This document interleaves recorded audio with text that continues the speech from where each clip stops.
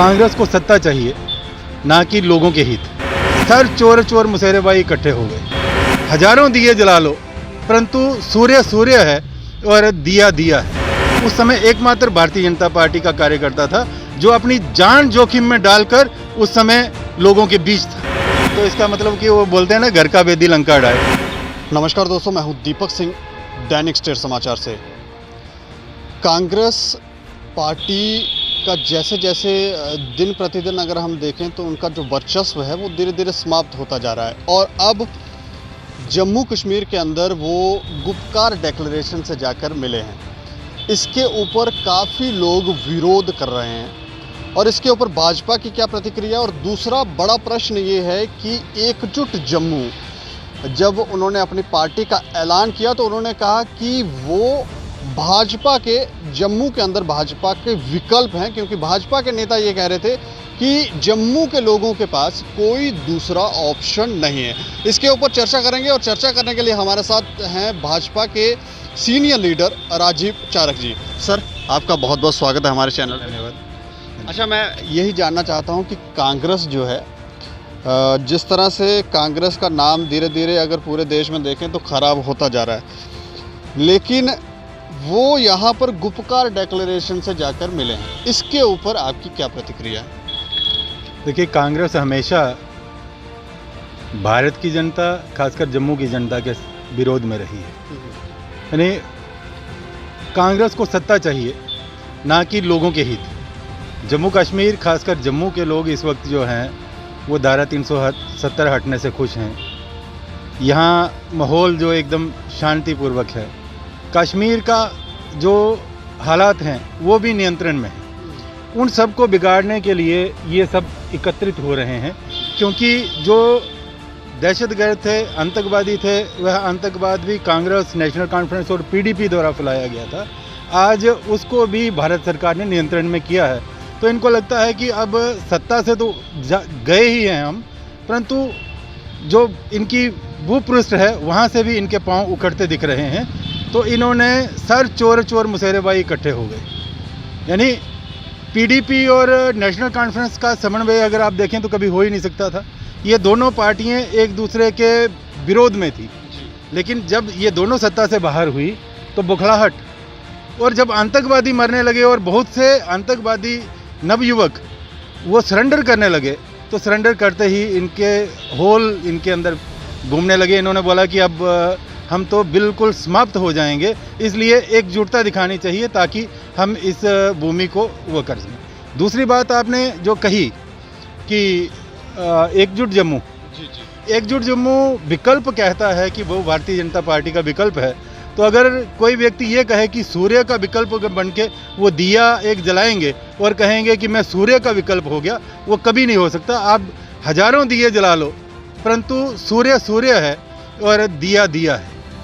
ये कभी जम्मू की जनता जो है वो एकजुट जम्मू के जितने भी लोग हैं उनको भी जानती है कि उनकी भूमिका क्या रही है। उन्होंने जब पॉलिटिकल पार्टी बनाई तो उन्होंने कहा कि भाजपा को जो काम करना चाहिए था वो नहीं कर पा रहे हैं, इसी वजह से वो अब उनको राजनीति में आना पड़ रहा है, उनको अपनी पॉलिटिकल पार्टी जो है बनानी पड़ रही है और लोग उन्हें इसके लिए समर्थन कर रहे हैं।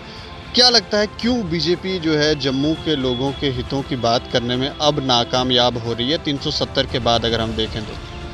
देखिए, भारतीय जनता पार्टी हमेशा जो कहती है वह करती है। कभी भारतीय जनता पार्टी ने अपनी जो कहे हुए शब्द या अपने सिद्धांत हैं उनके साथ समझौता नहीं किया। हमारा जो रेखांकन पहले होता है कि हमने क्या करना है, उसी के आधार पर हम लोग आगे की कार्यप्रणाली रहती है।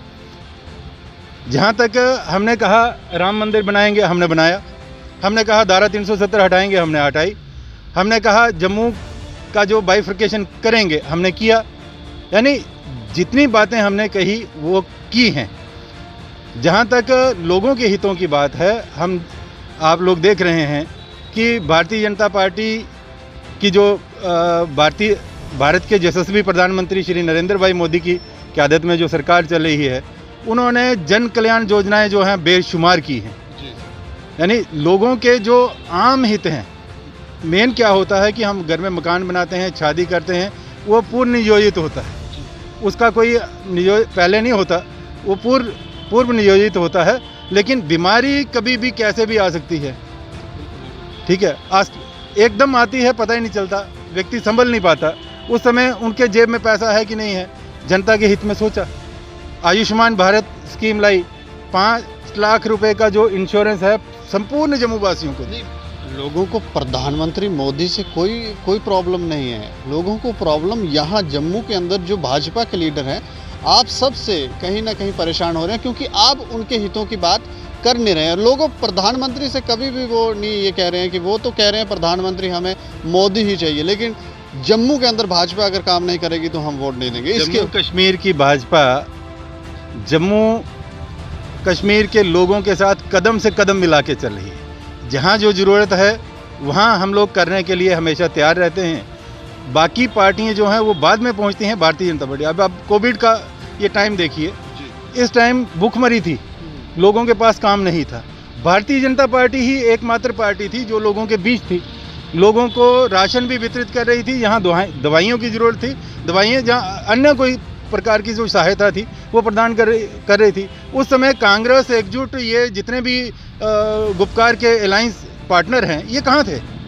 यानी लोगों को जो ज़रूरत होती है समय पर, जिस समय उनको ज़रूरत थी ये कोई भी पार्टनर नहीं दिखा। उस समय एकमात्र भारतीय जनता पार्टी का कार्यकर्ता था जो अपनी जान जोखिम में डालकर उस समय लोगों के बीच था। अनएम्प्लॉयमेंट की बात करेंगे, बेरोजगारी की बात करेंगे, क्योंकि बेरोजगारी दिन प्रतिदिन बढ़ती जा रही है। ऐसे में यहाँ जम्मू के अंदर बहुत सारे लोग प्रदर्शन कर रहे हैं। कई लोग जो जॉब कर रहे थे उनको जॉब से निकाल दिया गया है, जैसे 10+2 कॉन्ट्रैक्चुअल लेक्चरर देख लें। इसके अलावा बहुत सारे लोग प्रदर्शन कर रहे हैं और आपके ऑफिसों के बाहर जाकर वहाँ प्रदर्शन करते हैं, घेराव करते हैं। इनकी बात नहीं सुनी जा रही और ये भी थक गए हैं और ये कहते हैं कि भाजपा हमारी बात नहीं सुन रही है। देखिए, बड़ा दुर्भाग्य की बात है कि आज तक जितनी भी सरकारें जम्मू कश्मीर में रही, उन सरकारों ने जम्मू कश्मीर की आय का कोई साधन नहीं बनाया। यानी पूर्णतया ये आश्रित रहे केंद्र के अनुदान के ऊपर, यानी केंद्र वहाँ से अनुदान करेगा और राज्य सरकार खर्च करेगी। परंतु एम्प्लॉयमेंट के बारे में अगर आप देखें, यहाँ पर जो भी विधायक चुन के आते थे उन्होंने कभी भी उस प्रकार की कोई योजना नहीं बनाई कि जिससे जम्मू कश्मीर का विकास हो सके। विधायक जो थे वो गलियों नालियों तक ही महदूद थे, जबकि विधायकों का काम नहीं है, ये तो कारपोरेटर्स और जो पंच सरपंच हैं उनका काम है गलियां नालियां देखना, लेकिन यहाँ वो इलेक्शन ही नहीं होते थे। अब जितना भी ये सिस्टम है ये बदला है। इस बदलते सिस्टम में आप देखें कि डीडीसी तक पहुँच गए हैं, अब डीडीसी के चुनाव भी हो रहे हैं। तो अगर हम इस पूरे परिदृश्य को देखें तो भारतीय जनता पार्टी हमेशा लोगों के साथ खड़ी है और ये जो जितना भी प्रदर्शन की बेरोजगारी की बात आप कर रहे हैं, इसमें आप देखिएगा कि पिछली सरकारों ने चुनाव में जम्मू के नौजवानों को बिल्कुल अपना एक जिसको बोलते हैं साधन बनाया। किसी को नीड बेस लगा दिया, किसी को कैजुअल लेबर लगा दिया, किसी को डेली वेजर लगा दिया। यानी इस प्रकार जम्मू के पास आय का स्रोत नहीं है, परंतु ये एम्प्लॉयमेंट करते जा रहे हैं और लोगों को भी ये पता नहीं कि नीड बेस और कैजुअल लेबर है क्या। कैजुअल लेबर जो नॉन स्टेट सब्जेक्टेड लोग थे उनको लगाया जाता था, नीड बेस जब ज़रूरत है तब लगा लिए, उसके बाद निकाल लिए। लेकिन जिन नौजवानों को इन्होंने एक्सप्लॉइट किया, वो आज उनको लगता है कि पिछली सरकारों ने हमें नौकरी दी थी, अब जो सरकारें हैं हमें रेगुलाइज नहीं कर पाए। ये एक बहुत बड़ी विडंबना है कि नौजवान इस बात को समझ नहीं पाया और ना ही ये जो सरकारें थी उन्होंने क्लियर किया। जो विधायक थे, चुनाव आता था और आते चुनाव को देखकर वो हमेशा नौजवानों की भर्ती, किसी एक्शन को कहा मेरे 10 लड़के ये लगा दे, दूसरे को बोला 10 ये लगा दे, वो लगा के आज इतने लोग हो गए हैं कि जिनको एब्जॉर्ब करना बहुत मुश्किल है। परंतु भारतीय जनता पार्टी की सरकार में जब कोलिशन पार्टनर थी भारतीय जनता पार्टी, उस वक्त भी हमने प्रयास किया, 65,000 के करीब जो थे एब्जॉर्ब किए। अब भी योजना बन रही है, माननीय उपराज्यपाल जी इस योजना में कार्यरत हैं। लगता है कि अतिशीघ्र ऐसे जो बायोमेट्रिक हुए हैं लोग, उन लोगों को एब्जॉर्ब किया जाएगा और वह सारे पक्के किए जाएंगे। 10+2 कॉन्ट्रैक्चुअल लेक्चरर की बात करें, उनके कुछ जो प्रतिनिधि थे वो पैंथर पार्टी में जुड़े हैं और उसका कारण ये है कि उन्होंने कहा कि उनकी किसी ने भी नहीं सुनी, किसी ने मतलब भाजपा ने भी नहीं और बाकी किसी पार्टियों ने। अब वो खुद ही मैदान में हैं, वो भी राजनीति कर रहे हैं, तो इस फैसले को आप कैसे देखते हैं? देखिए 10+2 कॉन्ट्रैक्चुअल लेक्चरर्स नहीं मिले, उनकी वाहिद एक लड़की जाकर रजनी वह मिली जाकर। मेरी बाकी लोगों से भी बात हुई, उन्होंने बिल्कुल कंडेम, शायद वो 1-2 दिन में प्रेस कॉन्फ्रेंस भी कर रहे हैं। उन्होंने कहा कि 10+2 कॉन्ट्रैक्चुअल लेक्चरर्स एसोसिएशन जो है वो उनके साथ बिल्कुल नहीं मिले हैं। अगर एक व्यक्ति जाके मिलता है तो कहते हैं कि सारे के सारे मिल गए, ऐसा होता नहीं। दूसरी बात मैं कहना चाहूँगा कि इन लोगों को भी एक्सप्लॉइट किया गया, और एक्सप्लॉइट किसने किया? जिनके साथ रजनी जाके मिली। हर्षदेव सिंह जी जब एजुकेशन मिनिस्टर थे 2003-4 की ये घटना मैं आपको बताता हूँ, उस समय जो इनका ऑर्डर हुआ था, जब ये लगाए गए कॉन्ट्रैक्चुअल लेक्चरर्स, इनको कॉन्ट्रैक्चुअल नहीं लगाया गया, इनको लगाया गया था स्पेसिफिक सब्जेक्ट के लिए, और उसके बाद इनको कहा था कि 3 वर्ष बाद इनको रेगुलाइज किया जाएगा। परंतु हर्षदेव के समय ये इनको कॉन्ट्रैक्चुअल कन्वर्ट किया गया।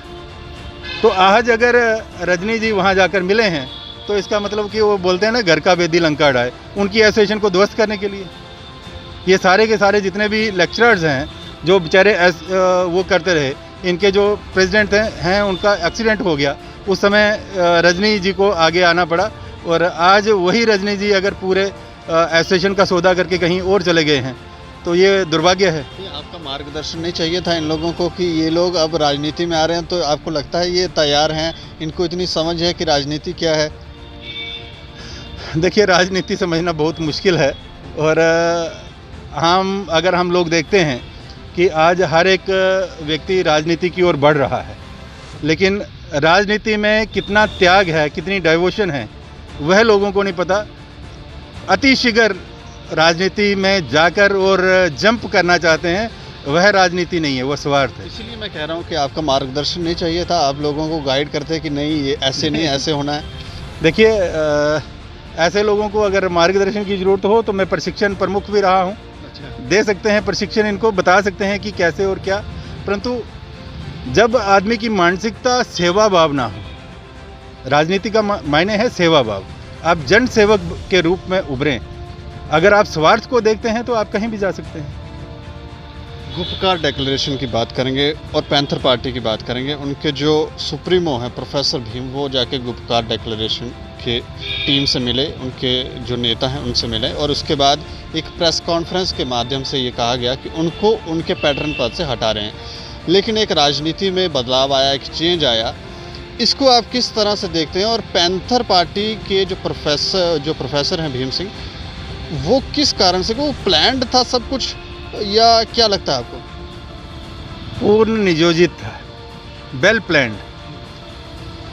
नेशनल पैंथर पार्टी यानी बहुत बड़ा नाम कि पूरे नेशन को रिप्रेजेंट करती है, लेकिन वो आज तक जम्मू को रिप्रेजेंट नहीं कर पाए। जब ये इनके 4 विधायक यहाँ पर जीत के आए, ये सत्ता में चले गए, यानी फिर जम्मू के लोगों से धोखा किया। आज फिर एक बार इन्होंने एक पूर्व योजना के तहत, यानी पैंथर पार्टी अगर देखें पूर्णतया बकार जम्मू कश्मीर से खो चुकी है। आज उनका एक भी विधायक पिछले जो इलेक्शंस हैं उनमें जीत के नहीं आया। उन्होंने सोचा कि इस बार कोई ना कोई नया कार्ड खेला जाए।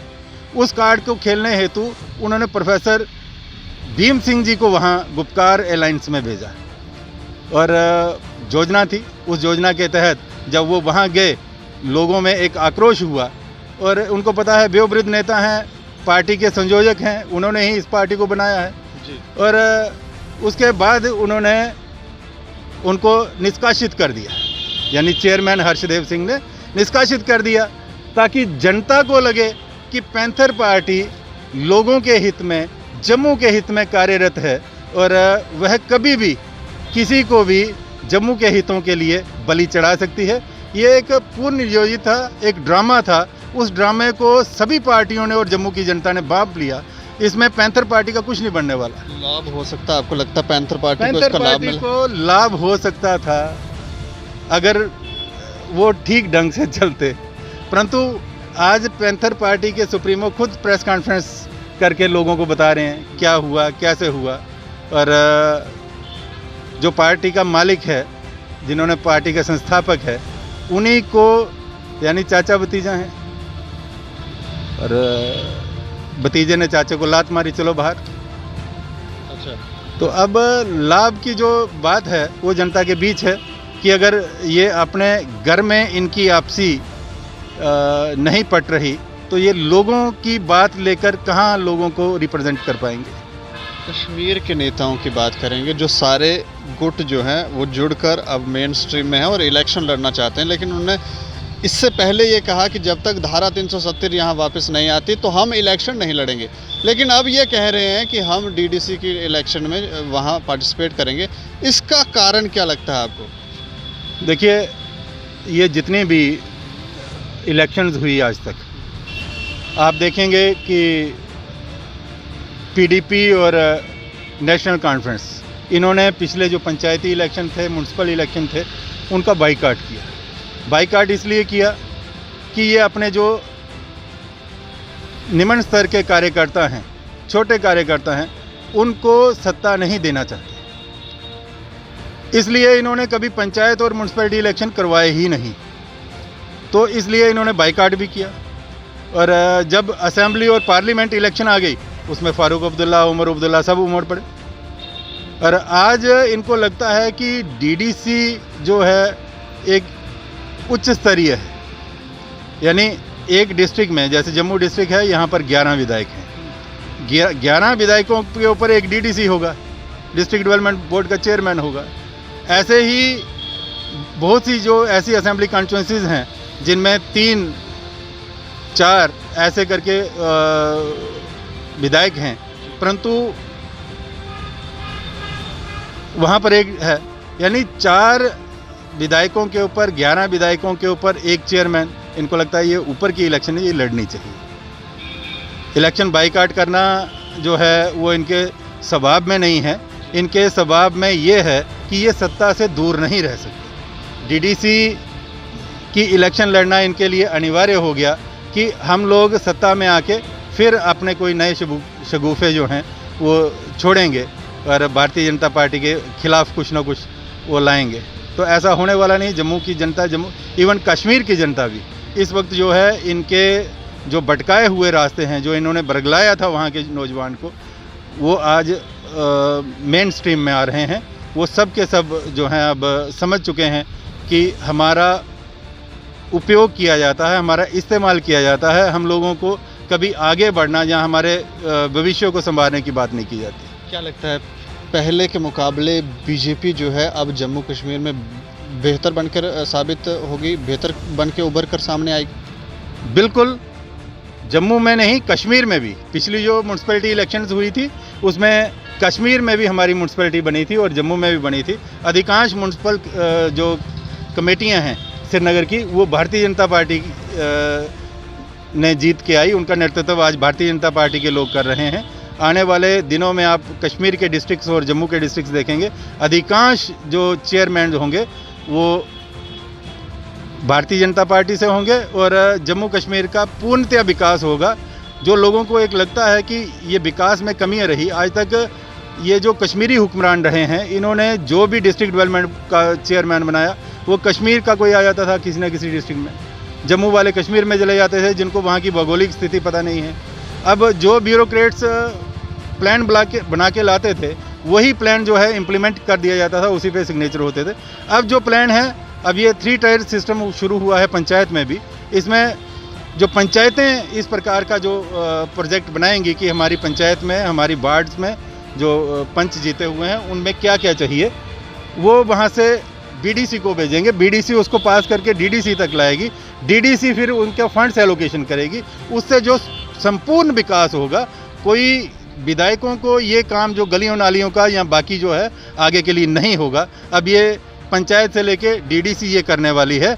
विधायकों को अब आगे देखना होगा कि उन्होंने विधायिका में क्या करना है। चलिए, जम्मू की जनता के लिए कोई आपका संदेश? मैं जम्मू की जनता से एक ही बात कहना चाहूँगा कि जिस प्रकार अभी ये डीडीसी चुनाव हुए हैं, शुरू हो गए हैं, इनका लोग फॉर्म भर रहे हैं। बहुत से लोग ऐसे भी होंगे कि जो निर्दलीय आ रहे हैं, और हम लोगों को प्रयास करना चाहिए कि जिस प्रकार जम्मू कश्मीर में पिछली सरकार बनी, तो वह सरकार एक लंगड़ी सरकार थी जिसको बहुत जल्दी ही पीछे आना पड़ा। 3 साल ही वो सरकार चल पाई।